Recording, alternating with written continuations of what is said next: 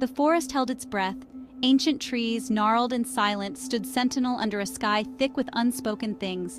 Moonlight, fractured and pale, painted strange shadows on the forest floor. An unnatural stillness hung in the air, a hush so profound it felt like the entire world was listening, waiting. This was no ordinary night. This was the night of the blood moon when, legend whispered, the veil between our world and the supernatural grew thin. Mark Evans, oblivious to the night's secrets, adjusted his backpack and smiled at the camera. Last hike of the summer, he grinned, his voice echoing unnaturally loud in the stillness. Gonna miss this place. He was recording for his vlog, exploring the unknown, a passion project that had garnered a modest following. Tonight, he was exploring the legend of the blood moon, a local folktale he dismissed as superstition. People say strange things happen under a blood moon. He chuckled into the camera. The moon, a swollen orb of crimson, began its ascent, staining the world below in shades of blood and shadow. It was a sight both mesmerizing and terrifying, as if the heavens themselves were bleeding. The eerie glow cast an unnatural light over the landscape, transforming the familiar into the alien. Trees, rocks, and even the very ground seemed to pulse with a life of their own under the blood moon's baleful gaze. The air grew noticeably colder, a biting chill that seeped into Mark's bones despite his thick jacket.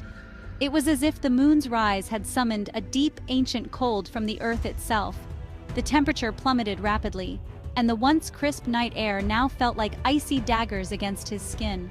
Mark could feel the cold tightening around him, a relentless grip that seemed to squeeze the warmth from his very soul. He shivered, pulling his collar tighter.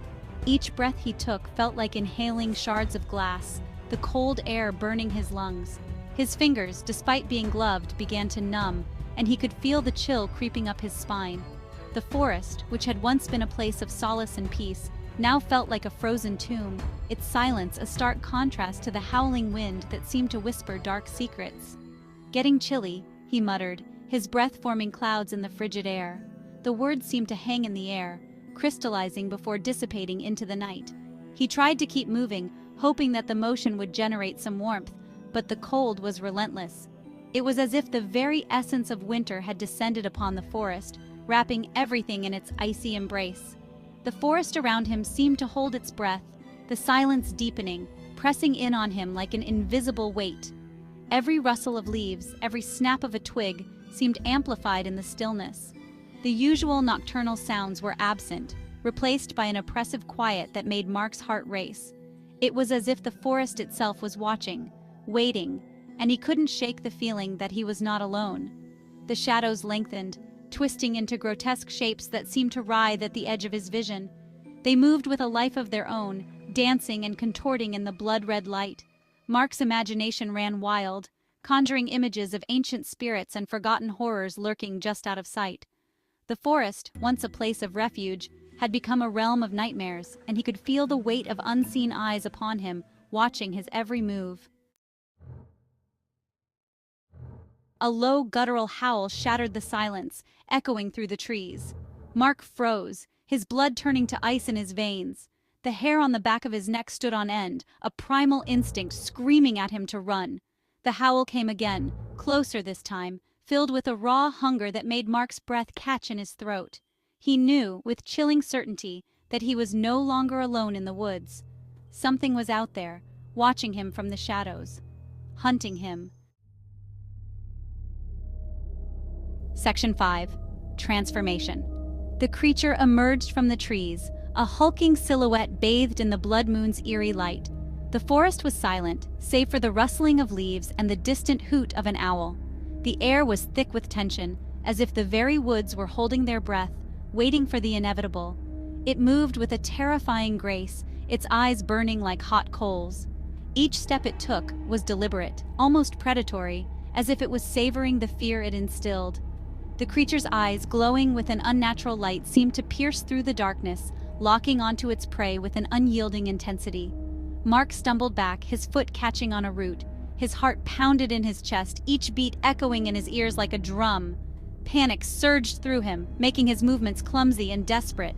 He could feel the creature's gaze on him, a tangible weight that pressed down on his very soul.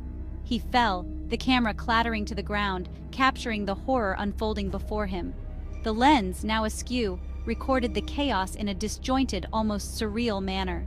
The forest floor was a blur of shadows and movement, the creature's form a dark blot against the moonlit backdrop. The creature lowered itself over Mark, its ragged breathing loud in his ears. Each exhale was a guttural growl, a reminder of the beast's raw power. Mark could feel the heat of its breath on his face, the scent of decay and blood filling his nostrils. He was paralyzed, unable to move or even scream. Then, it began to change. The transformation was both mesmerizing and horrifying, a grotesque ballet of flesh and bone. The creature's body convulsed, muscles bulging and shifting beneath its skin. It was as if the very essence of the beast was being rewritten, reshaped into something even more monstrous. Bones cracked and snapped, reforming, flesh bubbling and stretching. The sound was sickening, a symphony of agony that echoed through the forest. The creature's limbs elongated, claws sprouting from its fingers, its face contorting into a snout filled with razor-sharp teeth.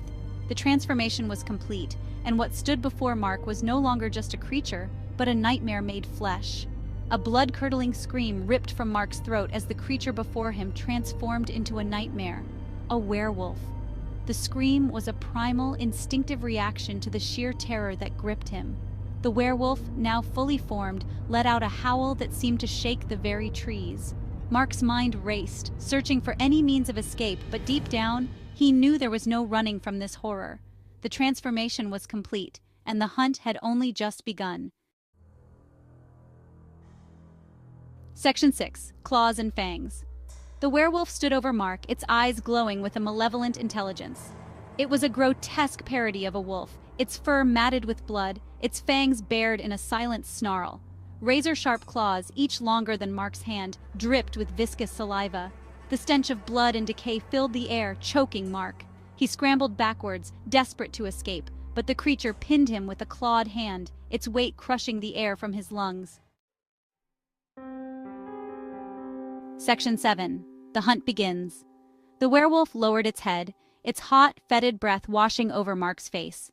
The creature's eyes glowed with a feral intensity, reflecting the pale light of the moon. Mark could feel the heat radiating from its body, the raw power and primal energy that seemed to pulse with every heartbeat. The werewolf's snarl was a guttural sound, a promise of violence that sent shivers down Mark's spine. Mark squeezed his eyes shut, bracing himself for the end. His mind raced, memories flashing before him in a chaotic montage. He thought of his family, his friends, and all the moments he would never get to experience. The fear was overwhelming, a suffocating blanket that threatened to smother him. He could feel the werewolf's breath on his skin, each exhale a reminder of the impending doom. But the killing blow never came. Seconds stretched into an eternity, and Mark's heart pounded in his chest like a drum. He dared to open his eyes, expecting to see the creature's jaws descending upon him. Instead, he was met with an eerie stillness, a moment suspended in time. He opened his eyes, his vision blurry with tears of terror, to see the creature backing away, its head cocked in a listening gesture. It was as if the werewolf had heard something far off in the distance, something that called to it more urgently than the prey before it. Mark's breath hitched as he watched the creature's ears twitch, its eyes narrowing as it focused on the unseen source of the sound. Another howl, high and piercing, cut through the night. It was a sound that seemed to come from the very depths of the forest, echoing through the trees and sending a chill down Mark's spine. The howl was both a warning and a summons, a call that the werewolf could not ignore.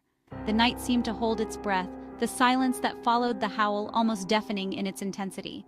The werewolf whined, a low, mournful sound before turning and melting back into the shadows. Its departure was swift and silent, a ghostly retreat that left Mark feeling both relieved and bewildered. He watched as the creature's form blended into the darkness, its presence lingering like a phantom in the night. The forest seemed to exhale, the tension easing as the werewolf disappeared from sight, leaving Mark trembling on the forest floor, the stench of death clinging to him like a shroud. He lay there for what felt like hours, his body shaking uncontrollably as the adrenaline coursed through his veins. The reality of his near-death experience began to sink in, the terror giving way to a profound sense of gratitude. He had survived, but the encounter had left its mark on him, a scar that would never fully heal.